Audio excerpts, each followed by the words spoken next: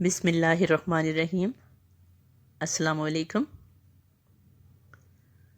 صوفیاء کرام کے رسائل، معروف شعراء کے تذکروں، فورٹ ولیم کالج، دلی کالج، خطوط غالب اور علی گڑھ تحریک کے زیر اثر 20ویں صدی تک پہنچ کر اردو نثر ہر صنف ادب میں بھرپور فنی کمال کے ساتھ جلوہ افروز ہو رہی تھی۔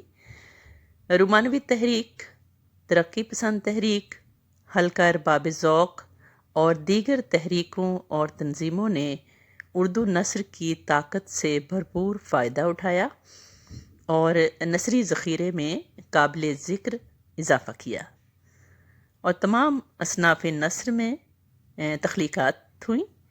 ان میں انشائیے، تنقید، تحقیق، سوانح، آپ بیتی، خاکہ نگاری، ڈرامہ نگاری، سفر نامہ نگاری، طنز و مزاح، افسانہ اور ناول شامل ہیں۔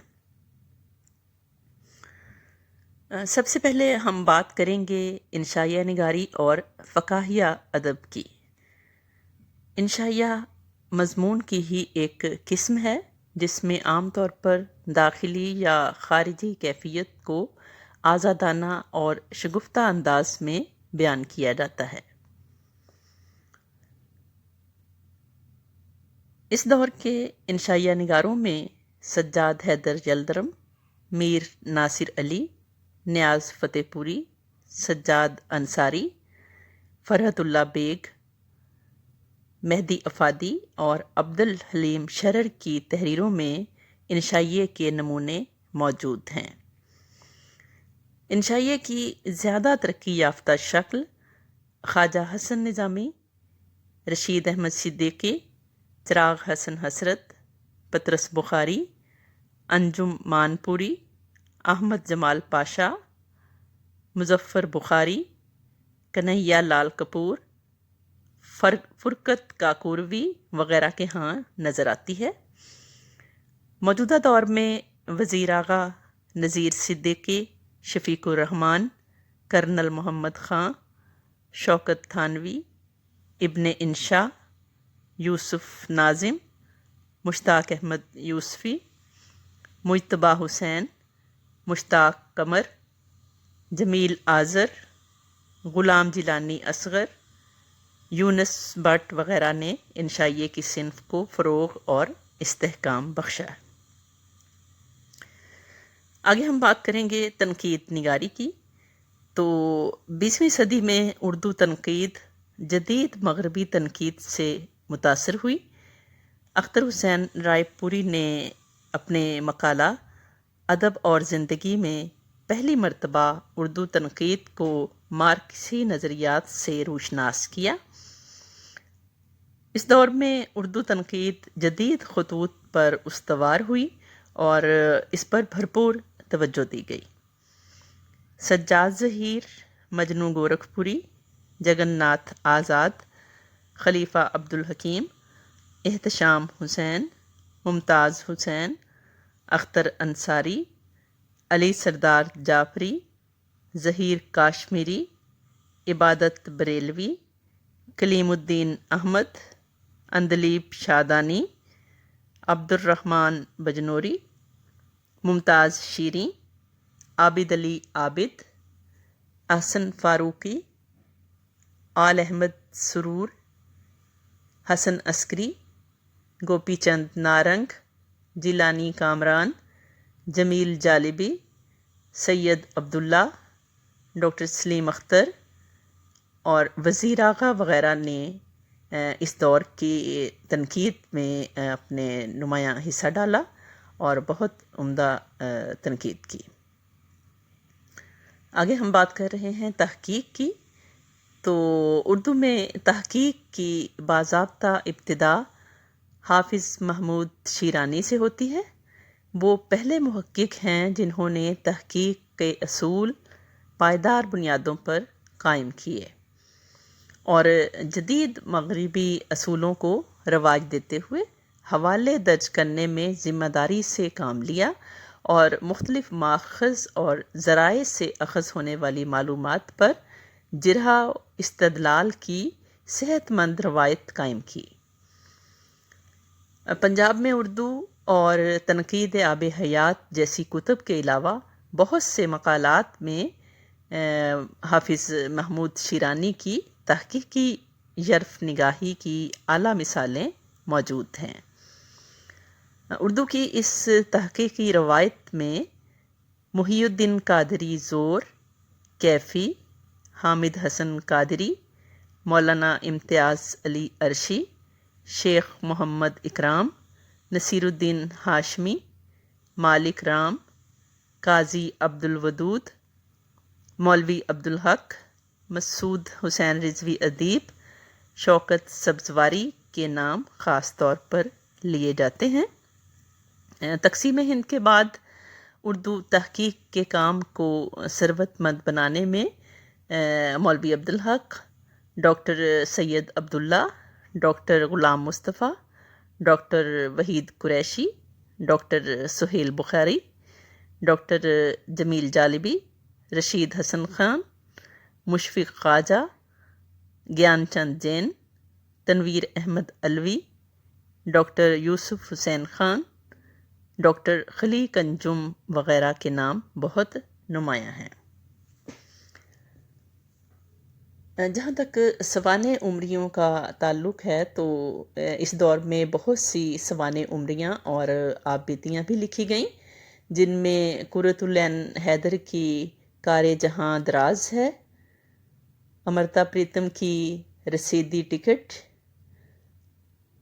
ڈاکٹر جاوید اقبال کی زندہ رود جو انہوں نے علامہ اقبال کی سوانح لکھی تھی، اور اپنی جو آپ بیتی لکھی تھی اس کا نام تھا اپنا غریباں چاک، قدرت اللہ شہاب کا شہاب نامہ، جوش ملیح آبادی کے یادوں کی بارات، مرزا ادیب کی مٹی کا دیا، احسان دانش کی جہان دانش، ادا جعفری کی جو رہی سو بے خبری رہی، کشور ناہید کی بری عورت کی کتھا، رشید امجد کی تمنا بیتاب شامل ہیں۔ خاکہ نگاری کی جہاں تک بات ہے تو خاکہ نگاری میں مرزا فرحت اللہ بیگ سے آغاز ہوتا ہے۔ اس کا باقاعدہ انہوں نے نذیر احمد کا خاکہ لکھا تھا، نذیر احمد کی کہانی، کچھ ان کی کچھ میری زبانی۔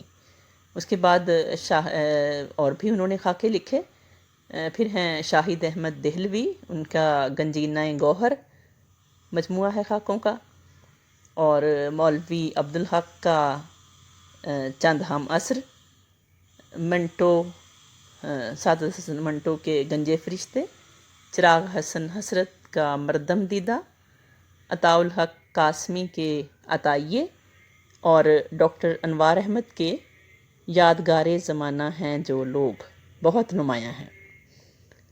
ناول کی بات کرتے ہیں اب، تو اس دور میں ناول کی صنف نے بہت ترقی کی۔ مرزا ہادی رسوا، پنڈت رتن ناتھ سرشار، سجاد ظہیر، عزیز احمد، قرۃ العین حیدر، راجندر سنگھ بیدی، خدیجہ مستور، ہاجرہ مسرور، الطاف فاطمہ، احسن فاروقی، عصمت چغتائی، جیلانی بانو، عبداللہ حسین، شوکت صدیقی، جمیلہ ہاشمی، اشفاق احمد، بانو قدسیہ، انور سجاد، انیس ناگی، نسیم حجازی، مستنصر حسین تارڑ نے اردو ناول کا ایک معیار قائم کیا اور اردو نثر کے تخلیقی حسن کو نکھارا۔ اب ہم بات کریں گے افسانہ نگاری کی۔ تو افسانہ نگاری کی روایت تو پریم چند سے کافی پہلے شروع ہو چکی تھی۔ سجاد حیدر یلدرم، نیاز فتح پوری، سلطان حیدر جوش نے بہت سے ترکی افسانوں کے تراجم کیے۔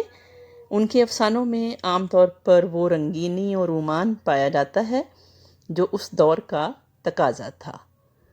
رفتہ رفتہ ملک اور سماج میں ہونے والی تبدیلیوں، مغربی اثرات اور ترقی پسند تحریک کے مقاصد نے اردو افسانے کو نیا رنگ روپ بخشا۔ اب کہانی رومان بھری فضاؤں سے نکل کر حقیقت سے قریب ہو گئی تھی۔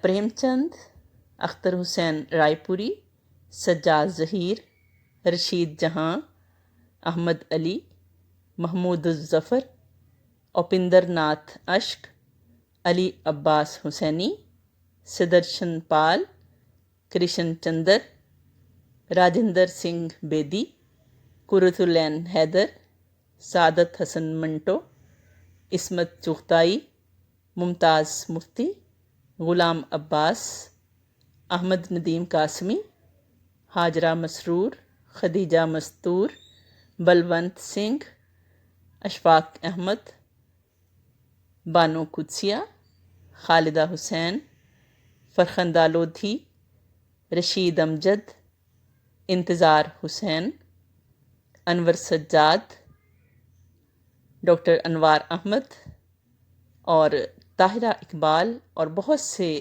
دیگر افسانہ نگاروں نے اپنے افسانوں میں اپنے دور کے تہذیبی، سیاسی، معاشی مسائل کو بہترین انداز میں پیش کیا۔ علمی و ادبی سرگرمیوں سے بھرپور اس دور میں ڈرامہ نگاری، سفر نامہ نگاری اور مکتوب نگاری میں بھی بہت کمال تخلیقات ہوئیں۔ ان کا ذکر انشاءاللہ اگلی ویڈیو میں انشاءاللہ۔